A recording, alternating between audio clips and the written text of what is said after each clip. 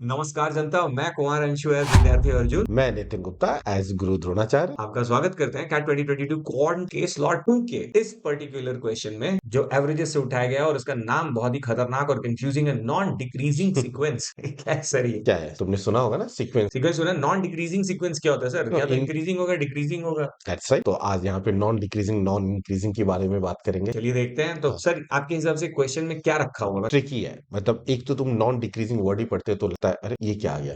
तो ट्रिकी है, कंफ्यूजिंग है। तो इसका मतलब क्या होता है? Before you watch the solution you first go and solve this question. Comment में हमने और डिस्क्रिप्शन में हमने ये क्वेश्चन चिपका रखा है, तो डिस्क्रिप्शन में जाइए, क्वेश्चन उठाइए और फटाफट सॉल्व करिए। वापस आइए, आने के बाद सबसे पहले क्या करते हैं? लाइक का बटन दबाते हैं, सब्सक्राइब करके बेल आइकन दबा दो ताकि अपडेट आपसे मिस ना हो जाए। तो चलो देखते हैं सॉल्यूशन कैसे।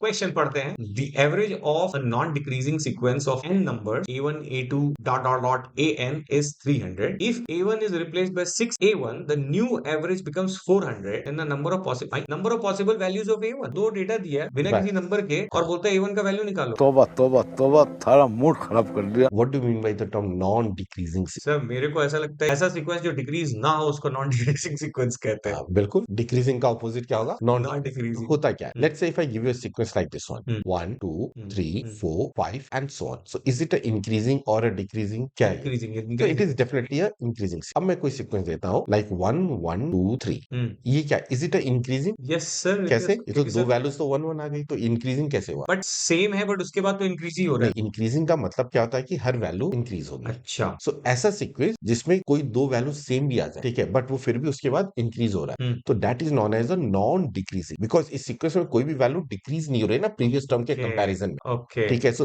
सच type of this sequence is non as what? Non decreasing. Got it. Okay, it can be like this one also, like 1 1 2 3 3 4 5। ये क्या है? Non decreasing non sequence. Decreasing. You can't say it is increasing. यहाँ पे दो value same है, ठीक है, तो इसमें तो क्लियर। सारी वैल्यू सेम भी हो सकती है। बिल्कुल भी सेम हो सकती है। ओके, अगर मेरे पास कोई एक सीक्वेंस है लाइक 1 1 1 1 1 1 1, ठीक है, तो ये भी क्या है? Non non decreasing sequence. Decreasing. Okay, got it. ठीक है, as well as non increasing also. अच्छा, इसको तो हम नॉन इंक्रीजिंग और इंक्रीजिंग नॉन और डिक्रीजिंग डिक्रीजिंग भी बोल दोनों ही। सकते आई होप कि नॉन डिक्रीजिंग क्लियर हुआ। हैं। एकदम क्लियर है sir. Similarly non increasing sequence क्या होगा? नॉन इंक्रीजिंग सीक्वेंस लाइक, जैसे 5 4 3 2 1। हाँ, उसको तो मैं कह सकता हूँ डिक्रीजिंग। यस, अगर मैं कहता हूँ 5 4 3 3 2 1, ये ये क्या? Non increasing. Non increasing. Yes, yes, that's right. Non. Concept clear हो गया sir. That's right. So now let's go back two questions. झाड़ू लगाओ। झाड़ू।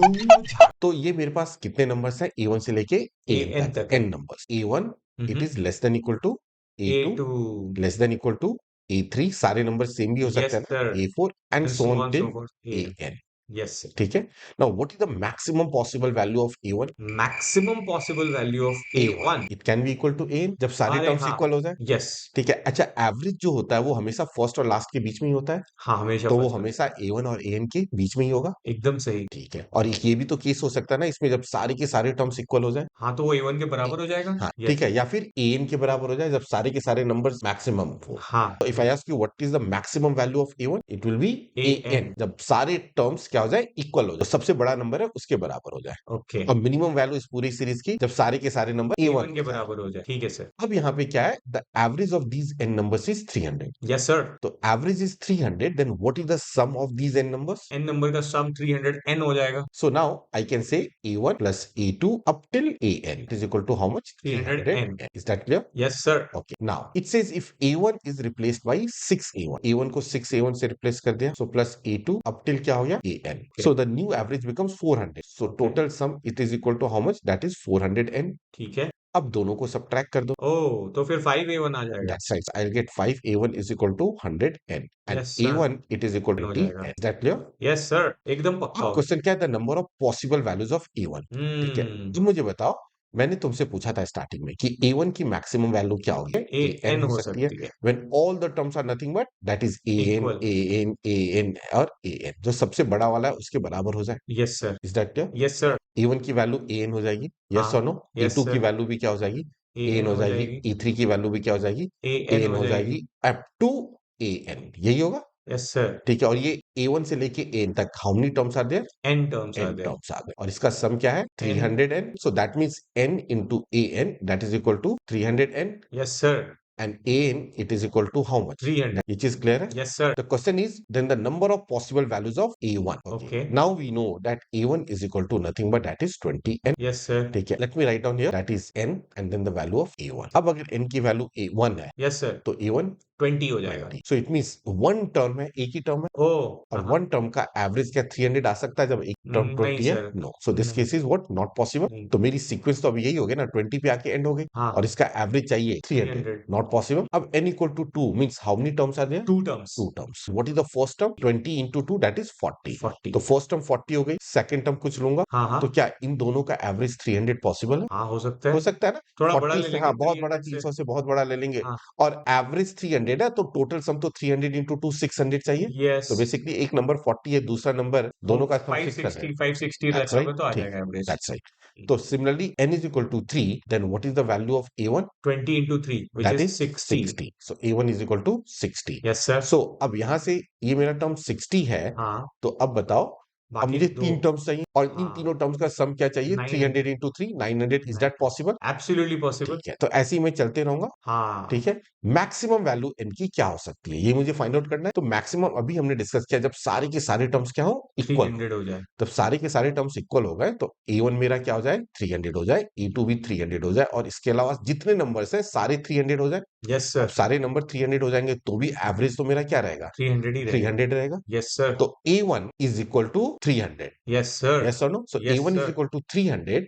So now tell me here, if a1 is equal to 300, so 20n it is equal to 300. Yes sir, So n is equal to how much? 15 15. उससे ज्यादा तो नहीं हो सकती है. नहीं हो सकती, तो इसका तो आंसर आ गया सर, क्या नंबर हो ऑफ जाएगा? पॉसिबल वैल्यूज ऑफ A1 जो है हाँ, 15 हो सकता है। बिल्कुल सही. बट क्या a1 n की वैल्यू 1 के लिए कंडीशन सेटिस्फाई कर रही थी? एकदम इन्होंने वक्त बदल दिया, जज्बात बदल दिए। ओह नो, नहीं नहीं नहीं नहीं नहीं तो कर रही थी उसको ना. हटा के 14 हो जाएगा उसको ना, हटा के क्या हो जाएगा? 14 हो 14 हो जाएगा। जाएगा. अच्छा, तो n इज इक्वल टू 1 को छोड़ के n इज इक्वल टू 2 से लेके n इज इक्वल टू 15 तक, दैट में कोई भी वैल्यूज ले सकते. तो आंसर 14 ही है। That's right. Yes sir, after getting 15, हाँ हाँ हाँ, हो सकता है जल्दबाजी में लोग 15 मैं क्या 15 है. करने वाला था ऑलरेडी, मैं ओके. भूल ही गया था कि n इक्वल टू 1 के लिए सोल्यूशन नहीं आया था। शाबाश बेटा। तो फिर देखा कितना मजेदार सेट था, दिखने में तो सच में कंफ्यूजिंग था सर, काफी कंफ्यूजिंग था। हाँ. इसमें पहले तो नॉन डिक्रीजिंग ने मेरा दिमाग थोड़ा सा ऊपर नीचे कर दिया था, तो थैंक्स फॉर एक्सप्लेनिंग कि नॉन डिक्रीजिंग का मतलब क्या होता है, क्योंकि मैं इंक्रीजिंग डिक्रीजिंग या इक्वल के टर्म में सोचता हूँ। नंबर 2, मुझे इसमें जो चीज समझ में आई कि यार जो मैक्स वैल्यू होती है वो कब होती है, ये बहुत इंपॉर्टेंट है कि भाई अगर सारे नंबर मैक्स हो जाते हैं तो एवरेज भी मैक्स ही हो जाएगा, और सारे नंबर मिन हो जाते हैं यानी फर्स्ट जो लीस्ट टर्म हो जाता है तो मिनिमम हो जाएगा, और ये पूरा सोल्यूशन उसी के टर्म पे निकल गया। अगर अभी तक आप ये वीडियो देख रहे हो तो प्लीज वीडियो को शेयर करिए अपने दोस्तों के साथ, लाइक करिए, कुछ कमेंट करिए, अगर डाउट आ रहा है आपके दिमाग में तो सब्सक्राइब और बेल आइकन दबाना मत भूलिए। तो फिर स्वस्थ रहिए, व्यस्त रहिए, मस्त रहिए, क्योंकि सब कुछ आसान है, हो जाएगा. आसान है, हो जाएगा, टेंशन मत लो। चलो टाटा बाय बाय एडियोस, जय हिंद भाई। Yeah,